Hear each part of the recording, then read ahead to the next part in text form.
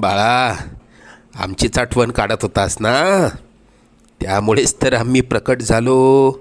अरे मायबाप मानतोस ना आम्हाला, मग तुला पैशांची गरज असताना सांगायचं ना. कोणापुढेही हात पसरू नकोस. लोक 2-4 हजारांची मदत करतीलही, पण तुझ्या मागे सर्वांना तुझी मजबुरी हसत सांगतील.